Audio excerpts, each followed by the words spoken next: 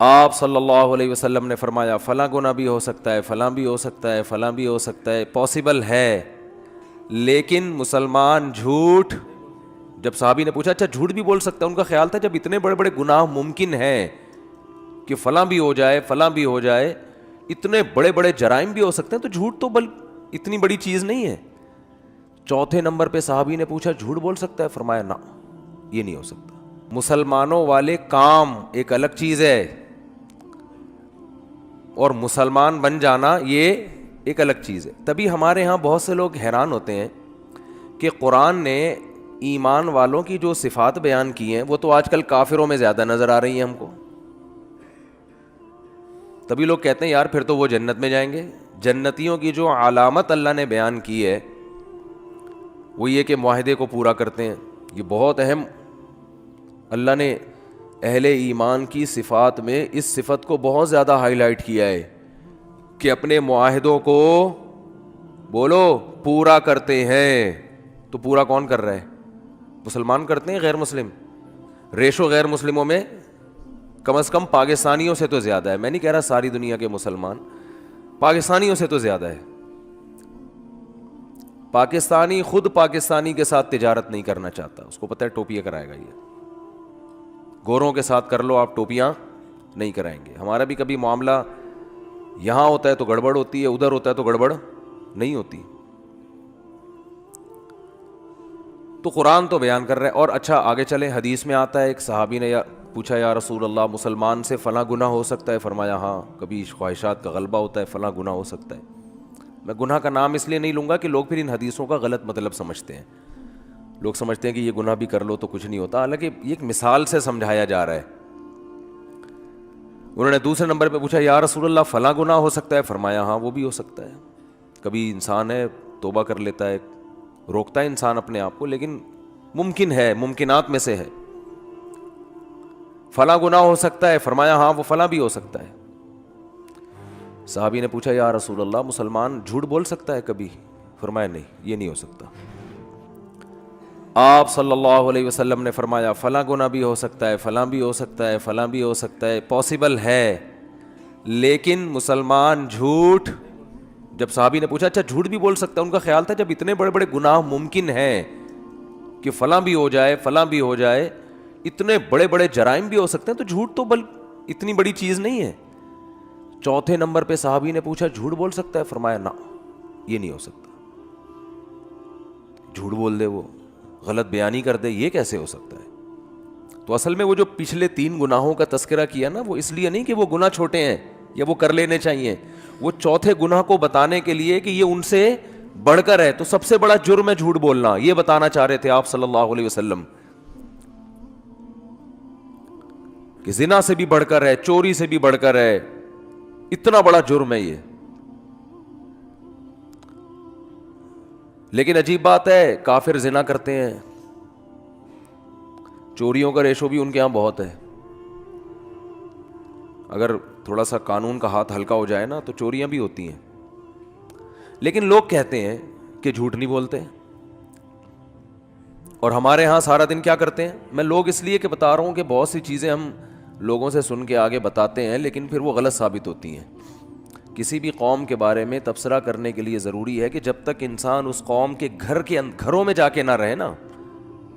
بعض لوگ کسی معاملے میں ایک نمبر ہوتے ہیں کیونکہ ان کا کلچر بن چکا ہوتا ہے، ان کے ہاں قانون ایسا ہوتا ہے. لیکن جب آپ کسی قوم کے ساتھ گھروں میں جا کے رہتے ہو تو پتہ چلتا ہے کہ یہ جھوٹ بولتے ہیں کہ نہیں بولتے. تو وہ ایسے نہیں پتہ چل جاتا. بعض دفعہ کاروبار میں انسان ایک نمبری اس لیے بھی کرتا ہے کہ میرا کاروبار چلے. وہ اس لیے نہیں کر رہا ہوتا کہ میں بہت نیک ہوں، میں جھوٹ نہیں بولوں گا. وہ اس لیے کہ اس کو پتہ، ہوشیار ہوتا ہے، وہ وقتی نفع کو نہیں دیکھتا. کہتا ہے یار ابھی سچ بول کے تھوڑا پروفٹ آئے گا، لیکن جب کسٹمر کو یقین ہو جائے گا کہ میں سچا ہوں تو سارا پروفٹ مجھے ہی دے گا. یہ تو عین ممکن ہے گورے اس لیے سچ بولتے ہو کہ ان کو بزنس کرنا آتا ہے، اور ہمارے یہاں بزنس کرنا لوگوں کو نہیں آتا. وہ کہہ رہے ٹوپی کرا کے ابھی جتنا نچوڑ سکتے ہو نچوڑ لو، پھر بات کی اللہ توکل، کل اللہ کھلائے گا. تو یہ غلط موقع پہ توکل ہو رہا ہے. لیکن فرض کر لیتے ہیں، ایک صاحب نے مجھے بتایا، کہتے ہیں گورے جھوٹ نہیں بولتے کسٹمر سے، بیوی سے بولتے ہیں، اور بہت زیادہ بولتے ہیں. 10 گرل فرینڈ رکھی ہوں گی لیکن بیوی بیوی کو یہی بولا ہوگا میری کوئی گرل فرینڈ نہیں ہے. سارے نہیں, ہر طرح کے لوگ ہر دور میں ہوتے ہیں. صحابہ کے دور میں بھی جب وہ کفر میں تھے تو کافر ہونے کے باوجود ان کے ہاں جھوٹ کو بہت برا سمجھا جاتا تھا.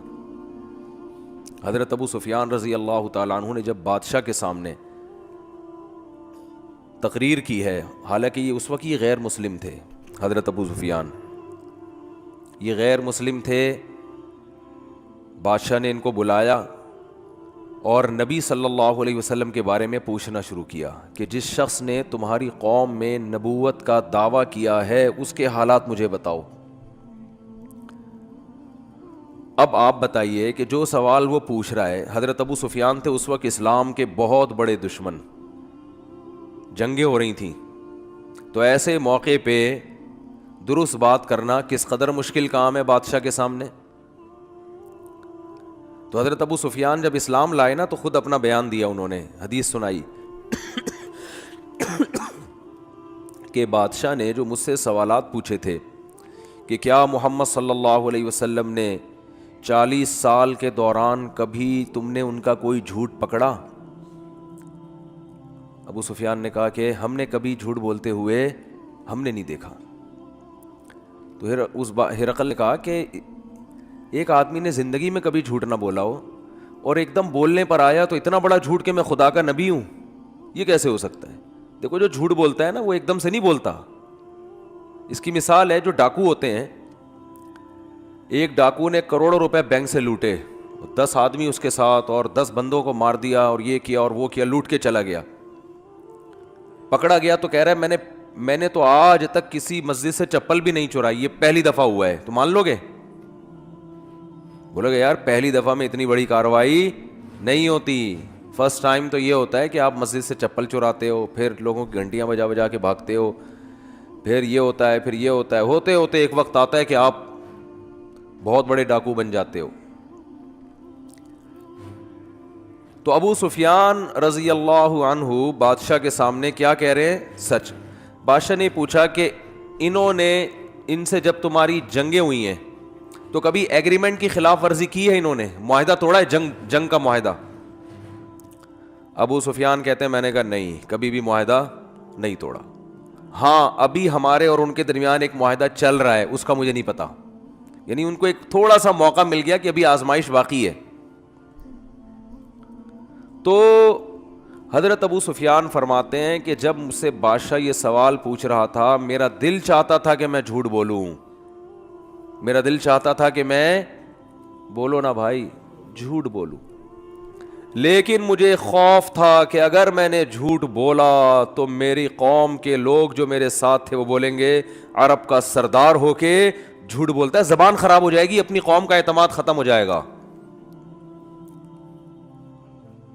گویا کہ میں اکیلا ہوتا تو شاید جھوٹ بول دیتا, بظاہر یہ مطلب نکلتا ہے, لیکن مجھے قوم کو جواب دینا ہوگا کہ قوم کہیں گے یار ہم نے آپ کو سردار بنایا ہوا ہے اور آپ ادھر آ کے کیا کر رہے ہو, جھوٹ بول رہے ہو.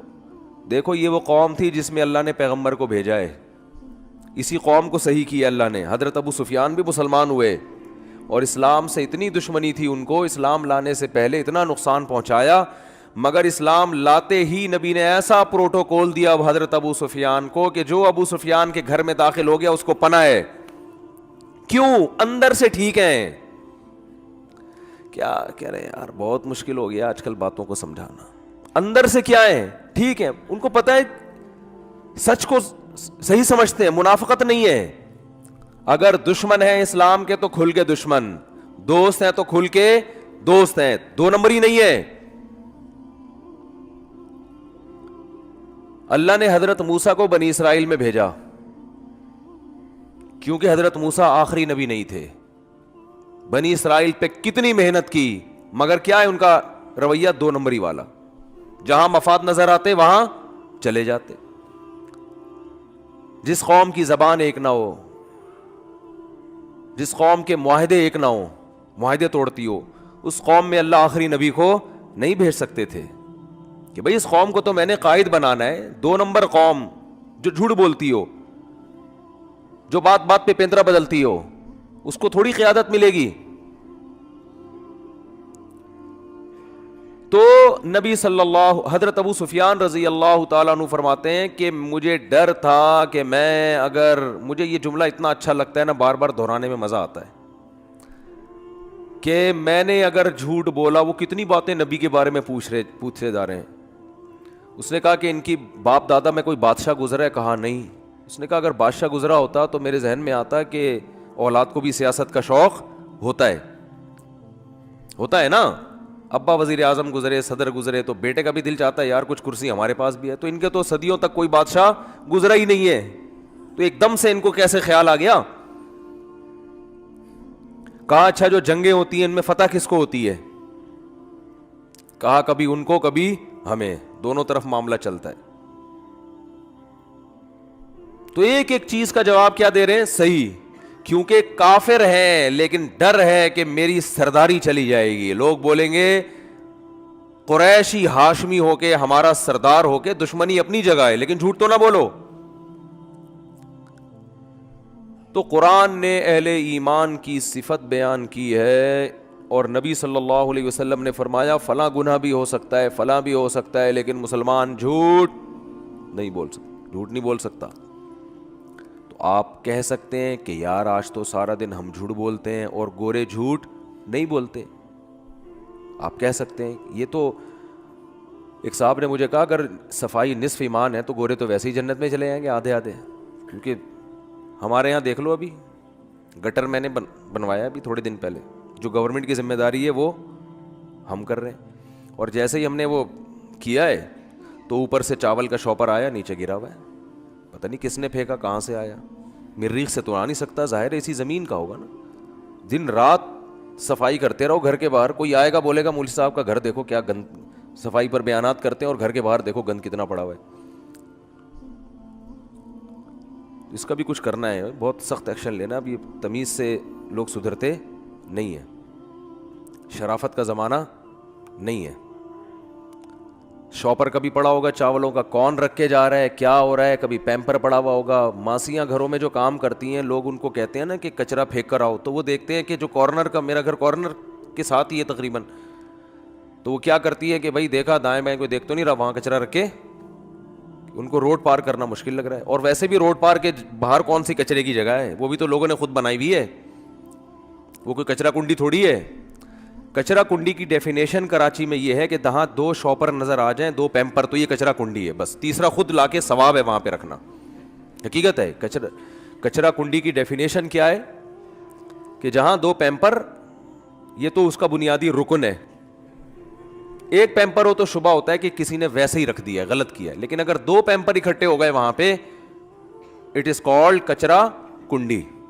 پھر 25-30 ویسے ہی ہو جائیں گے, پھر پورا ڈھیر ویسے ہی بن جائے گا. جیسے بدعتیوں کے ہاں کوئی بھی قبر بنا دو نا اونچی کر کے, ایک جھنڈا لگا دو, تو اب اندر کون ہے کیا ہے اس سے غرض نہیں ہے. ایک صاحب نے مجھے یہاں تک بتایا ایک مزار ہے جس میں گدھا دفن ہے, اور ایک مجاور بیٹھا وہاں پہ ایک جھنڈے لگا کے, اور دنا دن قوالیاں چل رہی ہیں, اور کسی کو نہیں پتا بھائی یہ کوئی دامت برکاتہم نہیں ہے, یہ گدھا دفن ہے یہاں پہ. وہ گدھا بھی بولتا ہوگا یار اتنا پروٹوکول مجھے زندگی میں نہیں ملا. حقیقت ہے. تو میں نے اس سے کہا, میرا دل چاہ رہا تھا میں اس سے کہوں کہ اندر گدھا دفن ہو یا نہ ہو, باہر جتنے ہیں وہ سارے گدھے ہیں, اس میں کوئی شبہ نہیں ہے. وہ تو بیچارہ فزیکلی گدھا تھا نا, اور یہ روحانی گدھے ہیں جو مزاروں پہ بیٹھ کے یہ حرکتیں کر رہے ہیں. ان المساجد للہ, مسجدیں ہیں اللہ کے لیے. فلا تدعوا مع اللہ احدا, اللہ نے فرمایا یہاں آ کے اللہ کو پکارو, اور یہاں بھی اللہ کے علاوہ کسی اور کو نہیں پکارو, صرف یا اللہ مدد مسجد میں, یہاں بھی کسی اور کو نہیں پکارو, یہ میرا گھر ہے میرا. ہمارے نبی بھی آئیں گے تو اللہ کو پکاریں گے. اللہ نے قرآن میں کیا فرمایا, ما کان لبشر, کسی بشر کے یہ میں کوئی یہ مجال نہیں ہے, ان یؤتیہ اللہ الکتاب والحکمہ, اللہ اسے کتاب بھی دے, حکمت بھی سکھائے, نبوت بھی دے, ثم یقول للناس کونوا عبادا لی, پھر وہ لوگوں کو اپنی طرف کھینچنا شروع کر دے. فرمایا نا نا نا نا نا, یہ اللہ نے عیسائیوں کو کہا کہ عیسیٰ علیہ السلام کو مت پکارو, یہ عیسیٰ کی تعلیمات نہیں ہے. فرمایا ہر پیغمبر کی تعلیمات یہ ہے کہ کس کی عبادت ہوگی, اللہ کی. آپ کہتے ہیں ہم پکارتے ہیں, عبادت تھوڑی کر رہے ہیں. تو عبادت پکار ہی کو کہتے ہیں. عبادت کا جو مغز ہے نا وہ تو پکارنا ہے, دعا ہے. دنیا میں جتنی عبادتیں ہوتی ہیں بھگوانوں سے مانگا جاتا ہے, اٹ از کالڈ عبادت. اس کو عبادت اور ورشپ کہا جاتا ہے. ہندو جب مندر میں جاتا ہے نا عبادت کرنا ہے تو کیا ہوتا ہے, بھگوان سے مانگ رہا ہوتا ہے وہ. ورنہ وہ بھی کہہ سکتا ہے میں مانگ رہا ہوں, میں عبادت تھوڑی کر رہا ہوں, میں تو بھگوان سے یوں کہہ رہا ہوں کہ یہ میرا کام کر دو, یہ میرا کام کر دو. تو یہی تو عبادت ہے. اچھا خیر, تو میں یہ عرض کر رہا تھا کہ میں یہ کہہ رہا تھا کہ دیکھو اللہ نے مسلمانوں کی علامتیں بیان کی ہیں, جن میں ایک بہت بڑی علامت ایگریمنٹ کی خلاف ورزی, بولو نہیں, معاہدے نہیں توڑتے. صحابہ کے واقعات ہیں, ہمارے نبی کے واقعات ہیں, کیسے کیسے اپنی زبان کو پورا کیا. صلح حدیبیہ میں دیکھ لیں آپ, معاہدہ ہوا, سارے ان کی مرضی کے معاہدے ہو گئے, لیکن جب ہو گئے تو ہو گئے. ایک معاہدہ یہ ہوا کہ ادھر سے جو مسلمان ہو کر ادھر آئے گا آپ اس کو واپس حوالے کر دیں گے غیر مسلموں کے, آپ اس کو پناہ نہیں دیں گے. اب یہ بظاہر یہ تو بہت مسلمانوں کے خلاف معاہدہ ہے, لیکن آپ صلی اللہ علیہ وسلم نے کیا کہ چلو کوئی بات نہیں, ابھی ان لوگوں کو بچاؤ, جنگ بندی کرو کسی طرح سے, جو ہوگا اپنی ذمہ داری پر ہو مسلمان. اس سے ہمیں بھی پتہ چلتا ہے نبی صلی اللہ علیہ وسلم نے کتنی بصیرت سے کام لیا ہے. ہمارے ہاں ہر کام جذبات سے کرنا چاہتے ہیں, بس ایک دن میں سب کچھ ہو جائے. ایسا نہیں ہوتا بھائی. آپ صلی اللہ علیہ وسلم چاہتے تھے کہ جنگ کیا ہو, بولو نا, بند ہو, جنگ نہ ہو, ہمیں موقع ملے کچھ دعوت کا, اور دوسرے قبیلوں سے جنگ کا موقع ملے جنہوں نے ہمیں تنگ کر کے رکھا ہوا ہے. تو اگر یہ نہیں مان رہے, معاہدے پہ آمادہ نہیں ہے, تو کوئی بات نہیں, ان کی شرطوں پہ مان لو, اس میں نقصان کم ہے, اور اگر معاہدہ نہیں ہوا تو نقصان زیادہ ہے. تو یہ پوری زندگی میں انسان کو نا اس طرح سے زندگی گزارنی چاہیے, پوری زندگی انہی اصولوں پہ. فقہ کا قاعدہ ہے یتحمل الضرر الخفی لاجل دفع الضرر الجلی, ہمیشہ بڑے نقصان سے بچنے کے لیے چھوٹا نقصان برداشت کیا جائے گا. اب جب ایسی پالیسی بناتے ہیں لوگ تو لوگ کہتے ہیں یار اس میں تو نقصان ہے, اور یہ نہیں دیکھ رہے ہوتے کہ نہیں کرو گے تو بڑا نقصان ہے, لیکن نہیں بس اس کو دیکھ رہے ہوتے ہیں یہ تو نقصان ہے, یہ تو نقصان ہے, یہ تو یہ کیا ہو رہا ہے, یہ کیا ہو رہا ہے. تو بھائی یہ نہیں ہوتا تو یہ ہوتا. ڈاکٹروں سے بھی لوگ لڑتے ہیں, آپ نے یہ دوا کھلائی, اس کا تو مجھے یہ ہو رہا ہے, اس کا تو مجھے یہ نقصان. ڈاکٹر کہے گا بھائی یہ سائیڈ افیکٹ ہیں, نہیں کھلاتے تو پھر اس سے بڑے مسائل ہوتے. تو کسی کو بھی نہیں معاف کرتے لوگ. تو نبی صلی اللہ علیہ وسلم نے ایگریمنٹ کیا, حضرت ابو جندل رضی اللہ, ابھی ایگریمنٹ پہ سائن نہیں ہوئے, زبانی ایگریمنٹ ہو گیا, سگنیچر نہیں ہوئے, مہر نہیں لگی ہے, زبانی ہو گیا. اسلام زبانی ایگریمنٹ کو مانتا ہے نا. ریٹن کا تو مطلب یہ ہوتا ہے کہ کل ثبوت رہے, ہم دکھا سکیں. اصل تو کیا ہے, نکاح بھی زبان سے ہوتا ہے. تبھی جیسے میں نکاح پڑھاتا ہوں نا, حالانکہ نکاح نامہ بھی بنا نہیں ہوتا, تو دولہا ٹینشن میں ہوتا ہے, مفتی صاحب تو نکاح پڑھا کے نکل لیے, اور خالی کاغذ پہ مفتی صاحب نے دستخط کر دیے, یہ کیا ہو گیا. تو تسلی رکھیں, جب زبانی نکاح ہو گیا تو نکاح ہو گیا. وہ تو پھر بندہ رکھا ہوا ہے ہم نے, وہ آپ سے سائن لے لے گا. میرے سائن وہ پہلے لے چکا ہوتا ہے. کوئی اب بیوی رجسٹر کروانی ہے آپ کے نام, بس یہ رہ گیا. مالک آپ بن گئے, ڈیلیوری بھی ہو جائے گی انشاءاللہ, رجسٹریشن رہ گئی ہے, وہ ڈاکومنٹ میں چلتی رہے گی, اتنا ٹینشن لینے کا نہیں ہے. اور اگر آپ کہیں بیگم کا ارادہ بدل گیا, یار ابھی کاغذ میں تو ہوا نہیں تھا, ڈاکومنٹ جیسے گاڑی کوئی بیچتا ہے نا, اور ڈاکومنٹ ابھی دیے نہیں اور پیسے لے کے بھاگ گیا, تو آپ کو یہ خطرہ ہو کہ یار مفتی صاحب تو نکاح پڑھا کے نکل لیے, ڈاکومنٹ تو بنے نہیں, اگر لڑکی والے کل مکر گئے تو پہلی بات آپ کا کون سا پیسہ خرچ ہوا ہے اس کے اوپر. وہ تو گاڑی کے پیسے لے کے بندہ بھاگ جائے تو بھاگ جائے, یہاں تو آپ نے کیا دھیلا بھی خرچ نہیں ہوا آپ کا. دوسری بات یہ ہے کہ ہم بیٹھے ہوئے ہیں بطور گواہ کے, جہاں بلائیں گے ہم گواہی دیں گے. بھائی اس کا نکاح ہم نے خود پڑھایا ہے, تو گواہوں کو بھی تو اسلام بھی مانتا ہے, حکومت بھی مانتی ہے, تو اس لیے زیادہ ٹینشن لینے کی ضرورت نہیں ہے. تو ہم بتا دیں گے بھائی ایسا نہیں ہے. ممکن ہے آپ کہیں کہ وہ مفتیوں کے فتوے کو نہیں مانتے, تو جو مفتیوں کے فتوے کو نہیں مانتا نا, وہ ڈاکومنٹ لے کے بھی اس کا کوئی فائدہ نہیں ہے.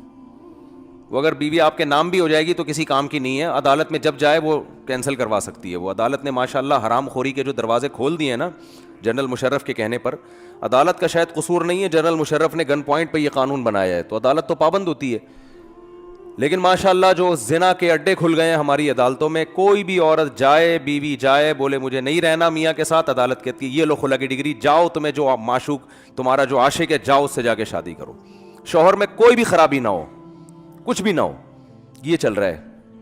تو اس لیے یہ بیگم شیگم اپنے نام کرانے کی ٹینشن نہ لیا کریں, نام ہو کے بھی 2 منٹ میں چاہے گی اپنا یہاں سے نام ہٹوا کے وسیم بھائی کا نام ڈال دے گی, ٹھیک ہے نا, جو اچھا لگ رہا ہے بھائی یہ والا زیادہ اچھا لگ رہا ہے یہ والا ڈال دو, تو چل جاتا ہے. یہ عدالتوں نے یہ حرام خوری ماشاءاللہ طبیعت سے ہو گئی ہے اب یہ, اور خاموش بھی ہیں لوگ, اس پہ آواز نہیں اٹھا رہے اس کے خلاف, پتہ نہیں کیا ہو گیا, میں حیران ہوں.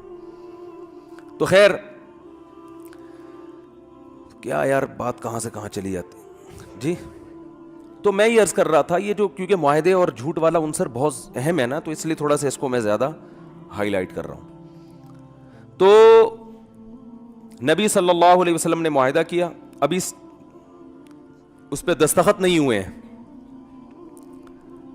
تو آپ صلی اللہ علیہ وسلم نے, حضرت ابو جندل مسلمان ہو کر آ گئے اس دوران, بڑی وہاں مشقت گزاری انہوں نے, اور فرار ہوئے وہاں سے کہ اب میں آ رہا ہوں مدینہ, مسلمان پناہ دیں گے. ادھر آئے ہیں, ادھر مشرکین نے کہا ان کو ہمارے حوالے کر دو, ان کو ہمارے حوالے کرو. کس قدر صحابہ پہ قیامت گزری ہوگی. غیرت مند آدمی کے لیے ایسا کرنا بڑا مشکل ہوتا ہے کہ اپنا آدمی آیا ہو اور آپ ان کے حوالے کر دیں, وہ تو اور ظلم کریں گے. یہ آزمائش مسلمانوں کی بھی تھی اور حضرت ابو جندل کی بھی تھی کہ اپنے ہاتھوں سے کسی کو حوالے کیا جائے یا منع کر دیا جائے یہاں مت آؤ, اور وہ پھر بھی دین پر قائم رہے. تو انہوں نے کہا یا رسول اللہ آپ مجھے ان کے حوالے کرتے ہیں, لیکن آپ صلی اللہ علیہ وسلم خاموش. بھائی ایگریمنٹ ہو چکا ہے. کیسا مسلمان زبان کا پکا ہوتا ہے کہ نہیں ہوتا, اور آج ایگریمنٹ کرتے ہیں اگلے کو بیوقوف بنانے کے لیے کہ ابھی تو معاہدہ کر رہے ہیں تاکہ اس سے پیسہ تو نکالیں کسی طریقے سے, ویسے دے نہیں رہا یہ شرافت سے, اور پہلے سے نیت ہوتی ہے کہ یہ ڈاکومنٹ اپنے فائدے کے لیے بنا رہے ہیں, اس کے ساتھ اس کو دھوکہ دینے کے لیے بنا رہے ہیں. مجھے آپ ایک بات بتاؤ, حضرت ابو جندل تو مسلمان تھے اور ان کا ایمان اس لیول پہ تھا جس کا میں اور آپ تصور نہیں کر سکتے. نبی کی زیارت ہوئی ہو اور مکہ میں جہاں کوئی مفاد ہی نہ ہو اسلام قبول کرنے میں, اپنا گھر چھوڑنا پڑ رہا ہے, اپنا وطن چھوڑنا پڑ رہا ہے, اپنا خاندان, تو ان کی ایمان میں کوئی شک کر سکتا ہے؟ لیکن آپ صلی اللہ علیہ وسلم نے زبان اور معاہدے کی پابندی کی وجہ سے ان تمام باتوں کو نظر انداز کر دیا. تو ہم معاہدہ توڑتے ہیں پیسے کھانے کے لیے, دوسرے کو نقصان پہنچانے کے لیے. ہمارے پیش نظر اسلام نہیں ہوتا. تو بتائے کہ جب اسلام بھی ہے تو بھی معاہدہ نہیں توڑنا, تو دوسرے کو بے وقوف بنانے کے لیے, دوسرے کا مال کھانے کے لیے معاہدہ توڑنا کہاں سے جائز ہو گیا؟ آج جو معاہدے توڑے جا رہے ہیں نا, اس میں کسی کو فائدہ نہیں پہنچایا جا رہا. دیکھو نبی صلی اللہ علیہ وسلم نقل کفر نباشت, اگر معاہدہ توڑ دیتے تو حضرت ابو جندل کو فائدہ ہوتا نا اس کا کہ بھئی مجھے پناہ مل گئی. اس کے باوجود بھی آپ نے معاہدہ نہیں توڑا, فائدہ کی کے باوجود نہیں توڑا. تو اسلام بتا رہے کہ کسی کا فائدہ بھی ہو تو آپ ایگریمنٹ نہیں توڑ سکتے, تو آپ کسی کو نقصان پہنچانے کے لیے کہاں سے ایگریمنٹ توڑ سکتے ہو بھائی؟ یہ کہاں سے جائز ہے؟ تو حضرت ابو جندل کو جب واپس کیا, ان کے حوالے کر دیا, وہ تین بندے آئے کہ انہوں نے کہا کہ لے جاؤ ان کو, وہ گرفتار کر کے لے گئے. حضرت ابو جندل تھے ہوشیار, ایک تو ایمان پکا تھا, انہوں نے کہا نبی جو کر رہے ہیں اپنے لحاظ سے صحیح کر رہے ہیں. ایمان مضبوط تھا, نہ مرتد ہوئے نہ اسلام سے پھرے. انہوں نے کہا کہ مشرکین کے بارے میں سوچا کہ نبی کا معاہدہ ہے نا تم سے, میرا تو کوئی معاہدہ نہیں ہے, دل میں سوچا. پھر ایک چال چلی, وہ جو ایک بندہ کھڑا ہوا تھا, 2 تھے یا 3 تھے مجھے بھی یاد نہیں, ان سے کہا کہ یار تمہاری تلوار بڑی خوبصورت ہے. اس نے کہا ہاں, اور مکھن لگانا شروع کیا. یہ مکھن اچھا والا مکھن تھا, یہ کوئی غلط سینس میں نہ لے کے جائیں اس کو.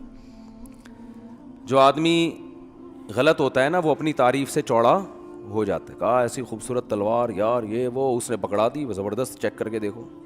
جیسے ہی آئی ہے ہاتھ میں, انہوں نے کہا کہ بھائی میرا تمہارا کوئی معاہدہ نہیں ہے, اسی کی گردن اڑا دی انہوں نے. دوسرا بھاگ گیا یا اس کو بھی مار دیا. اس کے بعد یہ ساحل سمندر پہ چلے گئے نا, ساحل سمندر پہ, وہاں جا کے قرار ڈالا کہ جو نہ مدینہ کی حدود میں اور نہ مکہ کی حدود میں. تو جو بھی مسلمان ہو کے آتا نا, جو مسلمان ہوتا, ان کو پتا تھا نبی تو پناہ دیں گے نہیں, تو وہ سارے ادھر ہی چلے جاتے. ادھر پورا لشکر تیار ہو گیا اور انہوں نے لڑنا شروع کر دیا قافلوں کے ساتھ کہ بھئی ہمارا تمہارا کوئی ایگریمنٹ نہیں ہے, نبی کا ہے نا, نبی کا ہمارا تھوڑی کوئی, ہم تو نبی کی کسٹڈی میں گئے نہیں ہیں. تو جب لڑنا شروع کیا تو مشرکین اتنے تنگ آ گئے, انہوں نے معاہدہ ہی ختم کروا دیا خود بخود ہی. تو انسان جب زبان کا پکا ہوتا ہے نا, وقتی نقصان ہوتا ہے, نتیجے کے لحاظ سے اس کو فائدہ ہوتا ہے, اور جو جھوٹ بولتا ہے, دو نمبری کرتا ہے, اس کو اس وقت فائدہ ہوتا ہے, بعد میں اس کو بڑا نقصان ہوتا ہے. اور اللہ کی عادت ہے دو نمبر پکڑا جاتا ہے, یہ ایسی چیز ہے جو زیادہ عرصہ چلتی نہیں ہے. تو میں یہ عرض کر رہا تھا کہ اسلام نے اہل ایمان کی علامتیں بیان کی, وہ یوں کرتے ہیں, وہ نماز پڑھتے ہیں, وہ زکوٰۃ دیتے ہیں, وہ غریبوں کا خیال کرتے ہیں. تو ہم نے وہ علامات لے کے ہم نے کہا چلو ہم بھی تھوڑا تھوڑا اس میں اپنا حصہ ڈال لیں. وائپر والے کو 20 روپے پکڑا دیے, پہلے 5 کا دور تھا, 20 روپے کر 10-20 ہو گیا ہے, تو ہم نے بھی صدقہ کر دیا. یہ بھائی ایسے ہے کہ یہ تو کافروں میں بھی کچھ چیزیں پائی جاتی ہیں, صفائی نصف ایمان ہے. یہاں بات چل رہی تھی, ایک صاحب نے کہا پھر انگریز تو آدھے سے زیادہ ہی مومن ہے, مسلمان تو مومن سرے سے ہے ہی نہیں, کیونکہ ہمارے ہاں اندر کا تو اللہ ہی بہتر جانتا ہے کس کا کتنا حساب کتاب صاف ستھرا ہے کہ نہیں ہے, لیکن باہر کا معاملہ تو جو ساری دنیا دیکھ رہی ہے وہ تو سب کو نظر آ رہا ہے نا. کیا گند ہے ماشاء اللہ, کیا خاص طور پہ کراچی, پنجاب میں بھی ہے لیکن اتنا نہیں ہے. کراچی تو کچرا کنڈی کا دوسرا نام بن گیا ہے. کھڈے روڈ کی حالات دیکھو, ایک بوڑھی خاتون رکشے میں بیٹھی, چیخیں نکل گئی ان کی, بیچاری کو اتارنا پڑا کیونکہ کمر کے مسئلے تھے, وہ رکشا اور اوپر سے کھڈے. تو وہ بیچاری ایسی چیخیں مار مار کے, ان کے جو پوتا تھا اس نے کہا میں نے دادی کو بڑی مشکل سے پھر تھوڑا سا آگے جا کے نکالا ہے یہاں سے. وہ بیچارہ غریب آدمی تھا, وہ نہیں ٹیکسی افورڈ کر سکتا, اور ٹیکسی میں دھکے نہیں جھٹکے نہیں لگیں گے اس کو. وہ تو یعنی ظاہر ہے کراچی کے کھڈے کا کسی بھی ٹائم پہ کوئی بھروسہ نہیں ہے, کوئی بھی ٹائم پہ کھڈا آ سکتا ہے. اسپیڈ بریکر بھی اتنے بڑے بڑے اونچے, جیسے کٹی پہاڑی ہے, پوری پہاڑی ہے یہ نا, ایسے اسپیڈ بریکر بنائے ہوئے ہیں اور اس پہ کوئی نشان نہیں ہے. میں ایک دفعہ ایک گاڑی میں آ رہا تھا تو اسپیڈ بریکر کا پتہ نہیں چلا, ہم اسپیڈ میں, کوئی نشان ہی نہیں اسپیڈ بریکر. وہ گاڑی جو اتنا اچھل کے دھڑام سے نیچے گری ہے, میں خود تو اللہ کا شکر ہے ہم تو بچ گئے, ہمیں پتہ ہی نہیں, گاڑی کا انجن آئل لیک ہونا شروع ہو گیا, اور وہ سارا انجن آئل ختم, اور گاڑی کیا انجن کیا ہو گیا, سیز. اب جب انجن سیز ہوتا ہے تو پھر میکینک پہناتا ہے آپ کو چیزیں مختلف قسم کی, وہ ایک نئی ٹینشن ہے. وہ اگر 10,000 کا خرچہ ہے تو 1 لاکھ کر کے بتائے گا وہ, پھر اس میں 5 چیزیں اور نکالے گا, وہ بھی ایگریمنٹ کی خلاف ورزی, جھوٹ. ہمیں تو ایک میکینک اب مل گیا الحمدللہ, دیندار ہے, لیکن اس وقت تجربے نہیں تھے زیادہ, تو وہ پھر الگ سے ٹوپیاں کرانا شروع کرے گا, 20 چیزیں الگ نکال دے گا وہ اس میں, اور پھر ایک دفعہ میکینک کے پاس چلے گئے, قیامت تک اب آپ جاتے ہی رہو. کچھ ایسا ٹیکا لگائے گا گاڑی میں کہ جو ہے اب آپ اسی کے قیامت تک کے لیے محتاج ہو گئے ہو. الائنمنٹ ہی صحیح کرتے رہو ساری زندگی بیٹھ کے, اس کی جو بھگتے ہیں وہی بتا رہے ہیں ہم. یہ والا ٹائر ادھر ہوا ہے تو یوں کرو گے تو اب تھوڑا سا ادھر ہو گیا, اب یوں میرے پاس بائک تھی, ایک دفعہ میں گرا اس سے 125, تو میں گرا نا تو اس کا وہ جو ٹی ہوتا ہے نا آگے سے ٹیڑھا ہو گیا. اب مجھے طبیعت میں ایک تھوڑی سی مزاج یہ ہے کہ بھائی یہ صحیح سیدھا ہونا چاہیے نا, ٹیڑھی اتنی 125 0 میٹر رکھی ہوئی ہے تو یہ تو ٹی تو صحیح ہو نا. 1 سال میں نے ایڑی چوٹی کا زور لگا دیا, کسی کا باپ بھی اسے ٹھیک نہیں کر سکا. ڈینٹر کے پاس لے کر گئے, وہ ادھر کرتا تو تھوڑا سا ادھر ہو جاتا, پھر ادھر. ابے میں نے کہا یار تمہیں کام آتا ہے تو بتاؤ, نہیں آتا تو رہنے دو. آتا سب کو ہے, آتا. پھر آخر میں کہہ رہے ہیں اس کو کمپنی لے جاؤ, کمپنی لے جاؤ, 125 کی جو کمپنی ہے نا وہ کرے گی.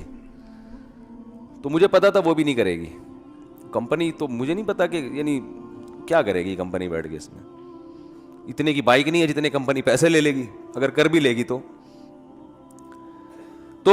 معاہدوں کی خلاف ورزی, معاہدوں کی خلاف ورزی, جھوٹ, معاہدے, جھوٹ بھی تو معاہدے کی خلاف ورزی جھوٹ ہی کی ایک قسم ہے نا, جھوٹ کی ایک قسم ہے کہ جو ایگریمنٹ کرتے ہیں اس کو توڑتے ہیں.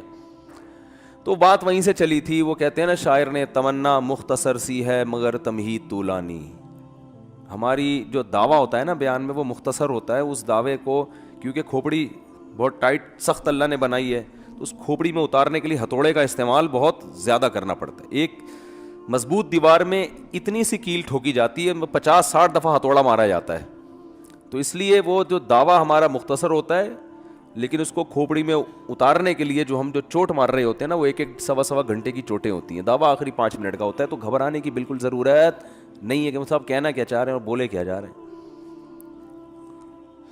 تو میں یہ عرض کر رہا تھا کہ ہم جزیات کو دیکھتے ہیں کہ بھئی یہ بھی کرتا ہے مسلمان, صفائی نصف ایمان ہے, چلو جمعے میں نہا کے جاؤ. کیونکہ صفائی کیا ہے, بولو, پہلے چاول کا شاپر اوپر سے کھڑکی سے پھینکو, نیچے باہر. یہ نہیں دیکھو کس کے گھر کے باہر جا کے گر رہا ہے, کیا ہو رہا ہے پڑوسیوں کے, تو یہ چھوڑو. جمعے میں کیا کرو, ڈیٹول سے نہاؤ. جمعے میں مسلمان, جمعے میں نہانا کیا ہے, سنت عمل ہے. ڈیٹول سے نہائیں گے آج, کیونکہ نہانا کیا ہے, سنت.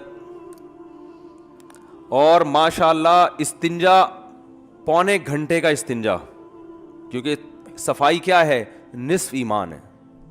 میں نے دیکھا ہے وہمیوں کو, اور اب تو یہ وہم کا مرض اتنا ہے کہ ہر تیسرا چوتھا آدمی اسی طرف جا رہا ہے. وہ صفائی, وہ وہمی والی صفائی نا, واش روم میں بیٹھا ہوا ہے, لوٹوں کے لوٹے خالی کر دیے, بالٹیوں اس کا وقت کا معذرت کے ساتھ استنجا ہوئی, اتنی صفائی کا عادی ہے یہ. او بھائی تو 2 منٹ لگا یار, بس ہو گیا صاف, کافی ہے. اس کی میڈیکل رپورٹ کی ضرورت تھوڑی ہے کہ جراثیم سارے مر گئے کہ نہیں مر گئے, آغا خان سے ٹیسٹ کرواؤ جا کے, یار دیکھنا کوئی جرثومہ باقی تو نہیں رہ گیا. تو آپ اس قدر وہمی. اور پھر وضو کے لیے دیکھو, صفائی چونکہ نصف ایمان ہے, تو اب وضو میں نل کا کھول کے بیٹھ جائیں گے, اور ایسے رگڑائی ہو رہی ہے جیسے گاڑیوں کی رگڑائی ہوتی ہے نا, گاڑیاں دھلتی ہیں نا اس میں, سروس اسٹیشن پہ جو گاڑیاں دھلتی ہیں ان کی پوری لپائی پتائی, تو بیٹھ کے گھنٹوں پورا نل کا پورا فل کھولیں گے, رگڑ رہے ہیں, ایسا رگڑے جا رہے ہیں کہ کہیں بال خشک نہ رہ جائے. بھائی آپ ایسے چلو میں پانی لو, یوں کرو, نل کا بند کر دو, ختم. 3 دفعہ پانی لو, ہو جاتا ہے, بس اتنی کافی ہے صفائی. باقی دوسری صفائی کو فوکس کرو بھائی. گھر کو صاف رکھو, گھر کے باہر کا ایریا صاف رکھو, کپڑوں کو صاف رکھو, خواتین کو سمجھاؤ کچن کو صاف رکھیں. ہمارے ہاں مشہور تھا پہلے, تو دادیاں نانیاں یہ باتیں بتایا کرتی تھیں کہ کسی خاتون کا رشتہ آیا ہو نا کسی گھر سے, تو جب اس کے گھر جا کے خاتون کو دیکھنا ہو کہ ان کی بیٹی سلیقے والی نہیں ہے یا نہیں ہے, تو 2 چیزیں دیکھو, ایک واش روم اور ایک کچن. 2 منٹ میں دودھ کا دودھ, پانی کا پانی, اچانک چھاپا مارو. کیونکہ ویسے آپ بتا کے جاؤ گے تو اس دن تو وہ تیزاب سے دھوئیں گے کچن کو کہ بھئی رشتے والے آ رہے ہیں, اور وہ زندگی میں پہلی اور آخری دفعہ دھلا ہوگا. بس چھاپا مارو اور دیکھو, جس لڑکی نے اپنے گھر سے سلیقہ نہیں سیکھا, کسی کا باپ بھی اس کو سلیقہ نہیں سکھا. یہ دماغ سے نکال دو کہ جب وہ آئے گی تو خود ہی سیکھ لے گی, یہ نہیں ہوتا. یا تو بالکل کم عمری میں شادی ہوئی ہو نا, وہ پھر ایک الگ بات ہے, یعنی بالغ ہو چکی ہو لیکن عمر کم ہو, تو وہ پھر ایڈجسٹ ہو جاتی ہے. لیکن جو آج کل جن پکی عمروں میں شادیاں ہو رہی ہیں, اب اس کو سلیقہ سکھانا چھوڑ دو, اب نہیں ہو سکتا. تو ہم نے علامات دیکھی, بس 4-5 منٹ میں بات کمپلیٹ کر رہا ہوں. علامات دیکھی, ہم نے کہا یار اللہ نے قرآن میں کہا کہ صدقہ خیرات کرنے والے جنت میں جائیں گے. یار وہ تو اتنا بڑا ٹرسٹ بنایا ہوا ہے اس نے, فلاں آدمی نے. ہم نے کہا کہ بھائی وہ جھوٹ بولنے والے جہنم میں جائیں گے, تو جھوٹ تو سارے کون بول رہے ہیں؟ تو اصل میں قرآن یہ علامتیں بیان کر رہا ہے.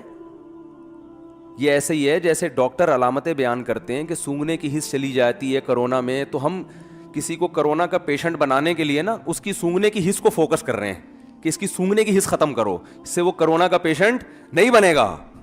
یہ علامات ہیں. تو اللہ چاہتے ہیں آپ میں کچھ اندر سے ایسی تبدیلی ہو جس کی وجہ سے آپ, جب یہ تبدیلی اندر سے چینجنگ آئے گی تو خود بخود یہ چیزیں ظاہر ہونا شروع ہو جائیں گی.